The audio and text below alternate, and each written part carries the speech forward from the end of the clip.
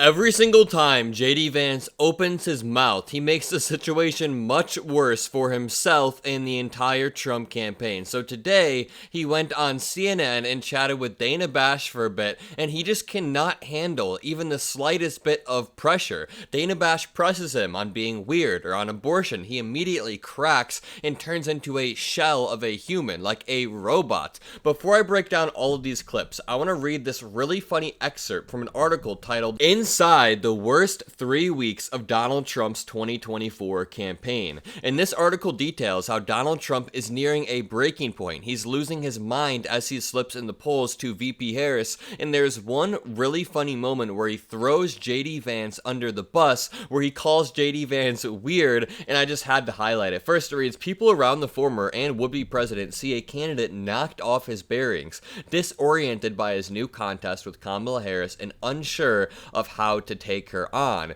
And this moment where he throws JD Vance under the bus ties perfectly back to this interview with Dana Bash. So it reads, over the past 2 weeks, Mr. Trump has fielded complaints from donors about his running mate JD Vance as news coverage exploring Mr. Vance's past statements unearthed and then exhaustively critiqued remarks including a lament that America was run by childless cat ladies. You guys are familiar with that remark. Mr. Trump dismissed out of hand donors' suggestions that he replace Mr. Vance on the ticket, but Mr. Trump privately asked his advisors whether they had known about Mr. Vance's comments about childless women before Mr. Trump chose him. And here is where it gets hilarious. Listen to what Donald Trump says. And then, at the August 2nd fundraiser, according to two people with knowledge of what took place, when a donor at the roundtable discussion asked about Democrats trying to paint the Republican ticket as weird, Mr. Trump replied, not about me, they're saying that about JD. That is possibly the funniest response Donald Trump could have possibly given. Not about me, they're saying that about JD. So he's deflecting, he's projecting, he's in a roundabout way calling JD Vance the weird one.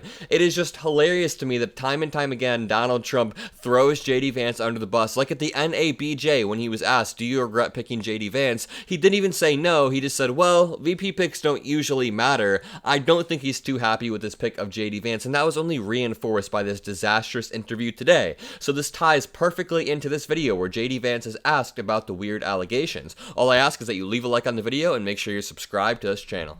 I want to move on to something that Governor Walz has called you and Donald Trump, and that is weird. Sure. And it is taken off. The New York Times reports that when Donald Trump was asked about it, he said, not me, they're talking about JD. Yep. Well, certainly they've levied that charge against me more than anybody else, but I think that it drives home how they're trying to distract from their own policy failures. I mean, look, this is fundamentally schoolyard bully stuff. They can accuse me of whatever they want to accuse me of. As Harry S. Truman once said, if you can't take the heat, stay out of the kitchen. And I'm doing this because I think that me being vice president will help improve people's lives. So, number one, it does not seem like Donald Trump can take the heat. Every single time he slips in the poll slightly, he has to hold a disastrous press conference or he melts down at a conference with black journalists. Number two, it's almost kind of sad, but not really, to see JD Vance just accepting that he is the weird one. He's like, yeah, they do attack me more than Trump. Maybe I am the weird one. It's like an abusive relationship between him and Donald Trump where he has to kneel, he has to be loyal and show that he is weird. So I accept their attacks, but I think that it is a little bit of projection, Dana. If you think about, just take a couple of days ago. Tim Walz gives this big speech. He's been announced as the VP nominee. And I remember when I had just been announced as the VP nominee, I gave my big speech and I saw my wife and I gave her a big hug and a kiss because I love my wife and I think that's what a normal person does. Tim Walz gave his wife a nice, firm Midwestern handshake and then tried to sort of awkwardly correct for it. So I think that what it is two people, Kamala Harris and Tim Walz, who aren't comfortable in their own skin because they aren't comfortable with their policy positions for the American people. First of all, JD Vance, keep Tim Walz's name out of your mouth because he is a way better human than you will ever be. Secondly, people on Twitter kept saying, I could never imagine shaking my wife's hand, but we found pictures of Donald Trump shaking Melania's hand, and Tim Walz hugged his wife multiple times throughout that rally, and after that, they just spliced a 2-second clip. Also, I think it's much weirder for a dad to touch his daughter like this repeatedly and talk about how sexy she is multiple times over the years. But yeah, JD Vance is the one who is reflecting, projecting, doing everything possible to try to get away from his childless cat lady comments. And by the way, don't let Republicans gaslight you into thinking that JD Vance didn't actually say that or that it wasn't as bad as you think because it was out of context. No, he said with animosity, with anger in his voice, choice, that childless cat ladies are ruining this country,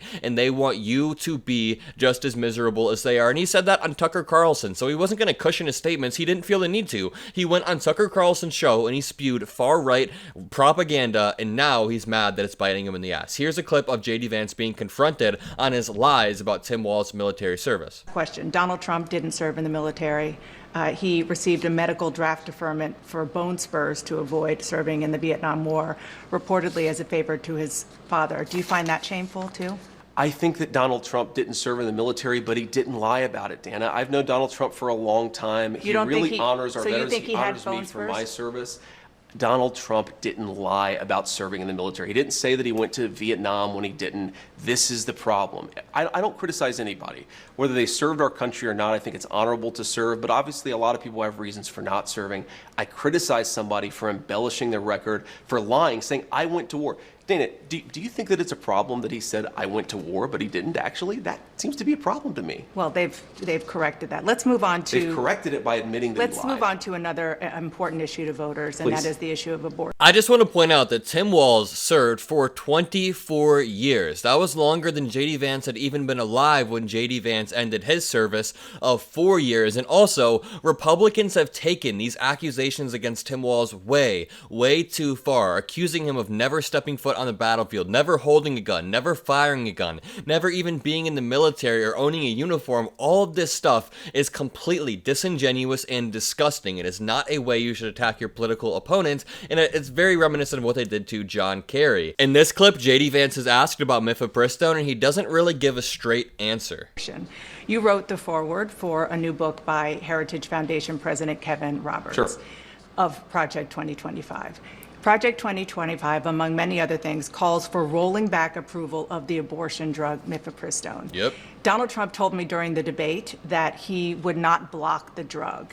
And on Thursday, when he was asked, he didn't rule it out. So which is it? Well, look, Dana, first of all, Project 2025 is not affiliated with the Trump campaign. Kevin Roberts is a friend of mine, but I wouldn't say that he speaks for the president in the same way I wouldn't say that he speaks for me. Keep in mind, JD Vance wrote the foreword for a book that was genuinely just Project 2025 light. It was Kevin Roberts' book detailing how Project 2025 is guiding the policy for Republican administrations. And what Donald Trump has said is that he respects the Supreme Court's opinion on the mifepristone ruling. But let me just stop you right there. Please. The Supreme Court, you're a lawyer, so you know this better than I. Sure. The Supreme Court, all they did was say that what came to them didn't have standing. So they let it stand. A real question, a substantive question, hasn't made it to the Supreme Court. So my question for you is whether or not a Trump-Vance administration would allow mifepristone to continue to be sent around the country. Well, President Trump won the nomination of the Republican Party. He said it to you, and he said it repeatedly, that his goal is not to block mifepristone, it's to let states make the decision on abortion policy.